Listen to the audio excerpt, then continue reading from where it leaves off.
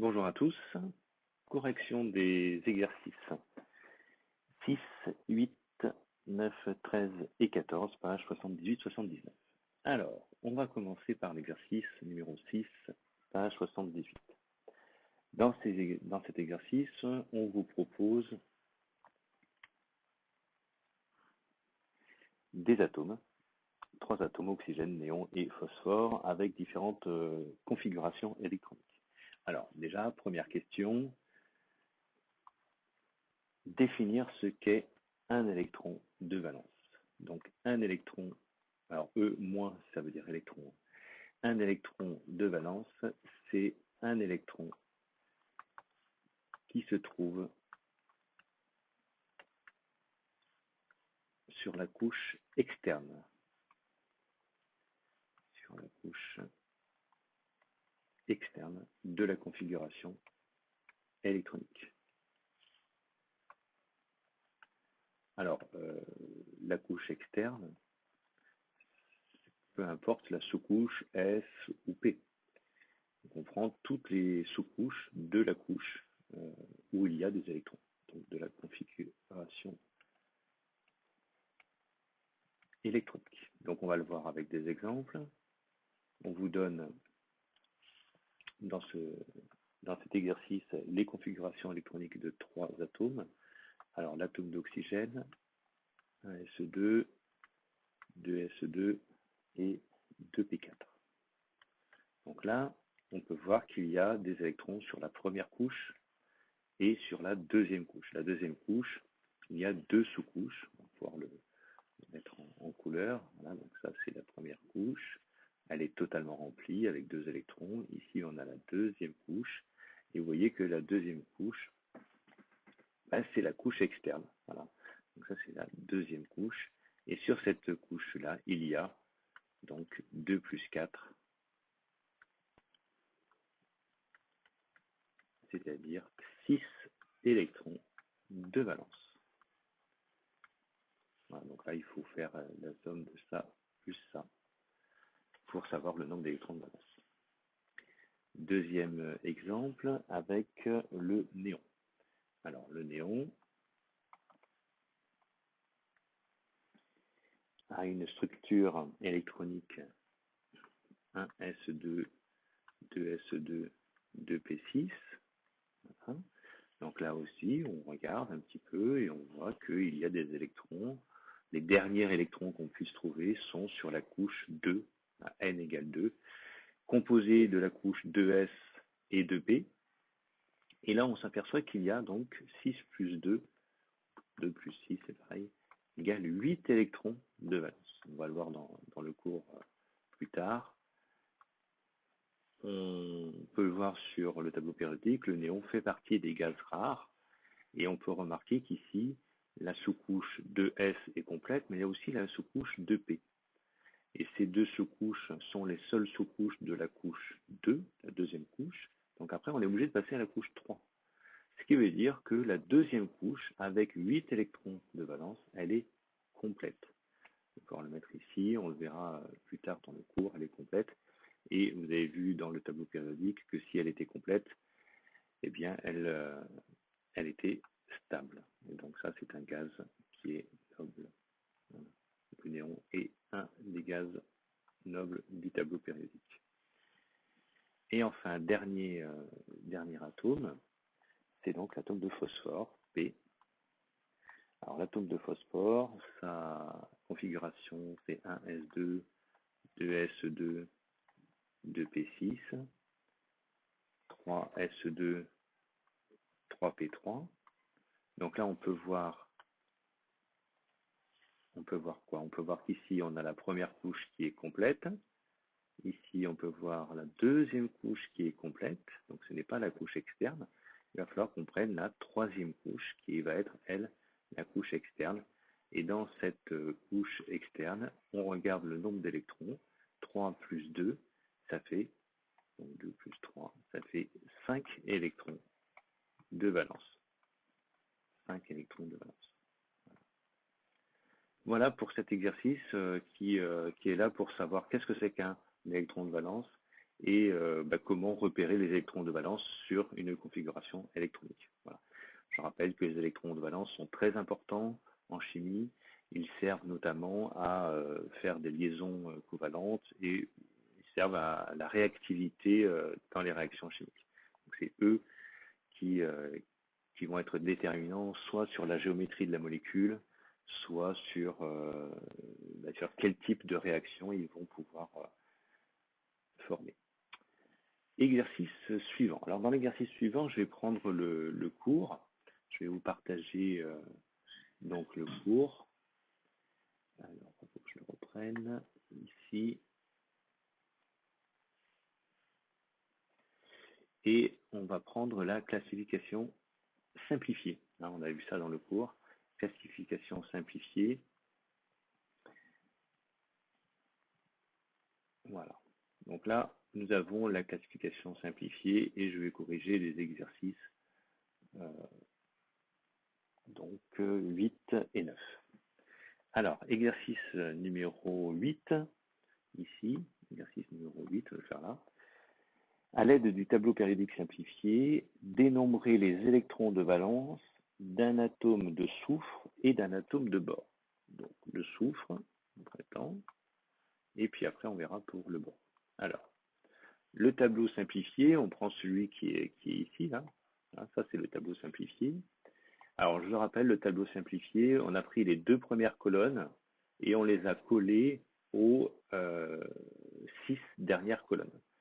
Alors, c'est vrai que là, on n'a pas pu le faire dans le cours, mais normalement, on a une séparation qui se fait ici, là, au niveau du trait bleu. Cette séparation, évidemment, il y a des éléments du tableau périodique qui sont normalement en dessous, entre à partir de la période numéro 3, de la 3, 4, période numéro 4, quatrième ligne, il y a donc des éléments, mais voilà, si on prend les 3 premières lignes, on peut coller comme ça, et c'est pour ça qu'on passe de 2 à 13 au niveau des colonnes. Tout simplement parce qu'on a pris le bloc S, qui correspond à ces 5 éléments, avec le bloc P, qui se trouve plutôt sur la droite. Alors, la question, si je reviens un peu sur l'exercice, il faut déterminer les électrons de valence. On avait vu que chaque case qui était remplie, c'était un électron de plus, parce que c'était un proton de plus. Et comme il y a autant de protons que d'électrons, voilà, ça revient au même. Alors, l'atome de soufre, il est ici. L'atome de soufre, il est ici dans le tableau périodique. Et cet atome de soufre, il faut compter combien d'électrons de valence il a. Alors, quelle que soit donc la ligne, on remplit les électrons. Donc, il en a 1, 2, 3, 4, 5, 6 électrons sur les 8 possibles. D'accord. Donc, tout simplement, il a, j'ai compté 6. Donc, 6 électrons de valence. Voilà. 6 électrons de valence. Ça a l'air assez simple. Le deuxième atome, l'atome de bore. Alors l'atome de bore, lui, il est ici, donc colonne numéro 13. Alors attention, colonne numéro 13 ne veut pas dire 13 électrons, d'accord? La 13e colonne, mais si on remplit le tableau simplifié, on voit qu'il est dans la 3e colonne de ce tableau simplifié. Il va donc avoir 3 électrons de valence. Alors si on regarde bien, ces électrons de valence, il y en a donc, il est ici, donc il est là. On voit bien qu'il y a la 2s qui est complète et la 2p où il y a un électron. Donc ça fait 1, 2, 3 électrons. Voilà pour cet exercice 8 qui nous permet de se situer dans le tableau simplifié. L'exercice numéro 9 que je vais faire là sur la droite de ce tableau-là.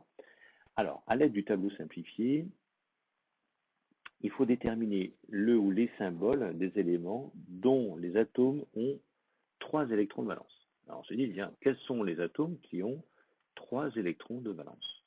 Eh bien, 3 électrons de valence, il faut donc se situer sur la 3e colonne.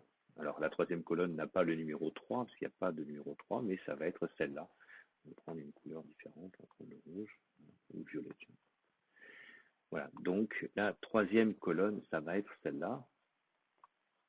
Voilà. Et donc nous avons dans cette 3e colonne, eh bien, des éléments qui ont 3 électrons de valence. voilà, comme on l'a vu pour le bore, évidemment.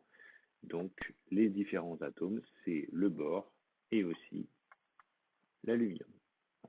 Donc, dans ce tableau simplifié, uniquement 2 atomes ont 3 électrons de valence.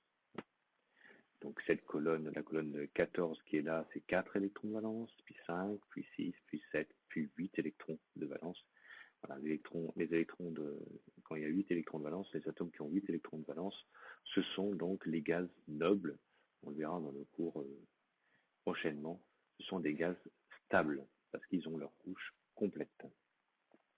Voilà pour l'exercice 8 et 9 qui étaient des exercices voilà, pour se situer dans ce tableau simplifié.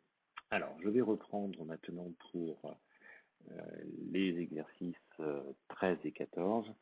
Je vais reprendre un tableau blanc. Alors, exercice numéro 13.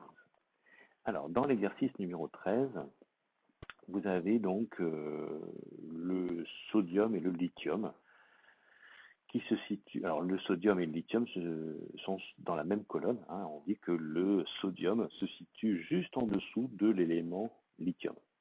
Voilà. Alors, il faut savoir que pour faire cet exercice, vous ne devez pas avoir de tableau périodique simplifié à côté de vous. Il faut essayer de le faire sans tableau périodique. Alors, si vous ne comprenez pas, vous pouvez faire la correction avec le tableau, puis essayer de le refaire après sans le tableau périodique. Donc, ce qu'on vous dit, c'est que, dans un premier temps, le sodium se situe juste en dessous de l'élément lithium. Donc, dans le tableau, on aurait le lithium et dans la même colonne, mais en dessous, on aurait le sodium. On vous dit aussi que l'élément carbone se situe à la même période que le lithium, d'accord, la même période que le lithium, mais qu'il y a donc c'est sur la même ligne, hein, donc la même ligne ici, voilà, on va le faire ici, mais il y a 2 éléments qui les séparent, voilà, donc on va faire x1 et x2, voilà, on ne sait pas qu'est-ce qu'il y a, mais il y a 2 éléments qui les séparent, ça c'est un 1, on peut mal faire, désolé. Première question. Alors, question 1A. Dénombrez les électrons de valence d'un atome de lithium. Pour ça, il faut absolument avoir la configuration électronique. Donc, le lithium, il ne faut pas le savoir comme ça où est-ce qu'il est dans le tableau, on ne vous a rien dit, mais dans les données, en bas de l'exercice, on vous donne la configuration électronique d'un atome de lithium et on vous dit que c'est 1s2 et 2s1. Si on analyse cette configuration électronique, on voit qu'il a des électrons de valence sur la deuxième couche, donc il fera partie de la deuxième période, la deuxième ligne, d'accord? Donc le 2 qui est là, ça veut dire qu'il est sur la deuxième période. Et on regarde tous les électrons qu'il y a sur cette deuxième période, il n'y a que la sous-couche S qui est remplie avec un électron, donc il sera dans la première colonne de cette deuxième période. Donc finalement, il y a ici un autre élément et donc là aussi un autre. Et là, on est sur la deuxième période. Ici, là, ce sera donc la troisième période pour le sodium. Donc là, on va pouvoir reprendre la question. Et la question, c'est dénombrer les électrons de valence d'un atome de lithium. Voilà. Donc, on regarde le nombre d'électrons qu'il y a sur la dernière couche qui est remplie. Et il y a donc un électron de valence. Ok, deuxième question, question 1b, donc petit b. En déduire le nombre d'électrons de valence de l'atome de sodium. Eh bien, l'atome de sodium, c'est comme l'atome de lithium parce qu'il est sur la même colonne et dans la même colonne, on a le même nombre d'électrons de valence. Donc, comme le lithium, il a un électron de valence. Question 2A. Question 2A. Déterminer la période des éléments carbone et lithium. Alors, la période pour l'élément carbone, il est, on nous l'a dit, sur la même ligne que l'atome de lithium. Donc, le carbone est sur la même période que le lithium, et on a vu dans la question 1A que le lithium était dans la deuxième période, donc le carbone est sur la deuxième période. Même question pour le lithium, oui, donc carbone et lithium sont sur la même période, donc la deuxième période. Et ça, on le sait, parce que dans le texte, on vous dit que l'élément carbone se situe à la même période que le lithium. Donc ça, dans l'introduction, on vous a dit qu'ils étaient sur la même période. Et dans la question 1A, on avait donc la structure électronique qui nous permettait de dire que le lithium était sur la deuxième période. Voilà. Enfin, pour finir l'exercice, question 2B, écrire la configuration électronique à l'état fondamental d'un atome de carbone. Ah, alors là, le carbone, qu'est-ce qu'on sait de lui? On sait qu'il est sur la même période que Li, d'accord, c'est-à-dire la deuxième période. S'il est sur la deuxième période, il va avoir des électrons de valence qui vont être sur la deuxième couche. Donc la 2s ou 2p ou les deux, enfin on ne sait pas encore.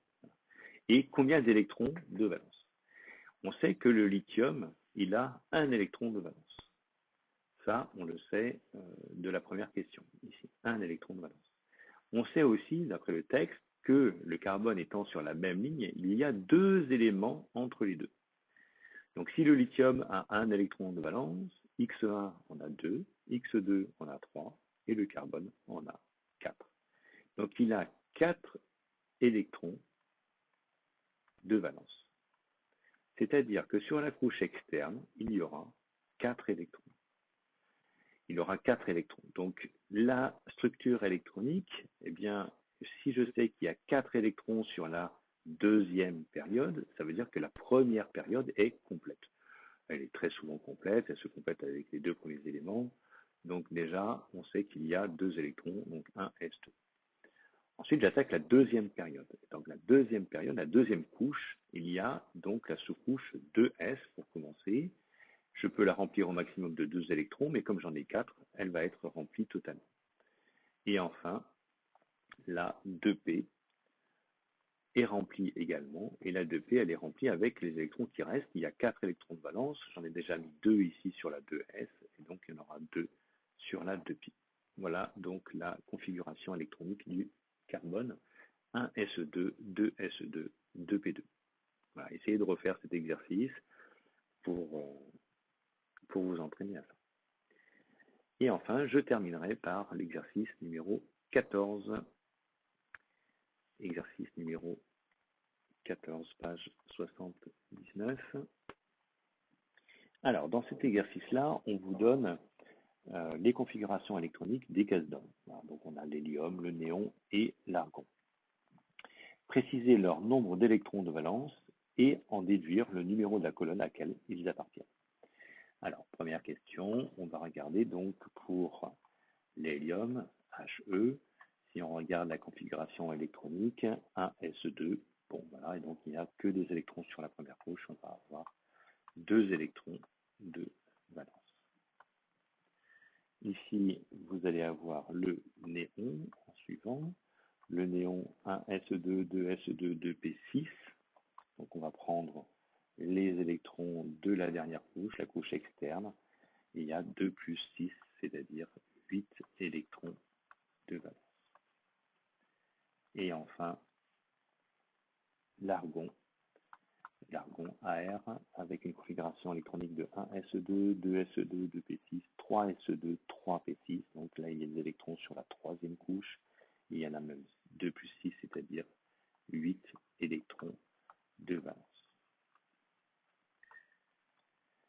Donc voilà, on a déterminé donc le nombre d'électrons de valence qu'il y a sur ces atomes-là. En déduire le numéro de la colonne à laquelle ils appartiennent. Eh bien, ils appartiennent dans configuration simplifiée, on peut le voir, ils appartiennent à la dernière colonne. Donc on appelle ça la colonne numéro 18. Alors pourquoi ils appartiennent à la couche 18? Parce que toutes les couches sont saturées. Ils ne peuvent pas recueillir d'autres électrons de valence. Et donc la couche 1s ici, la couche 1 pour l'allium est complète et la couche donc 2 et la couche 3 sont complètes pour le néon et l'argon. Et donc ces atomes sont particulièrement stables. Pourquoi? Eh bien ils sont stables car leur couche externe, c'est-à-dire là où il y a les électrons de valence, est complète. Et ça, la stabilité, je vous l'avais dit quand on était encore en cours ensemble, la couche est complète, la couche externe est complète. On appelle ça, on va le voir dans le cours, donc pour le premier élément, on appelle ça la règle du duet. Règle du duet parce que deux électrons, du duet comme ça. Et pour les autres, à savoir le néon, l'argon et même pour les autres après, néon, argon, etc., eh bien il y a 8 électrons de valence, c'est la règle de l'octet. Règle de l'octet qui veut dire 8 électrons de valence. Voilà, donc là on fait une transition vers la fin du cours que vous allez regarder. Voilà pour ces corrections d'exercice, j'espère que vous avez compris tout ça. Je vous souhaite une bonne journée et à très bientôt pour une autre vidéo.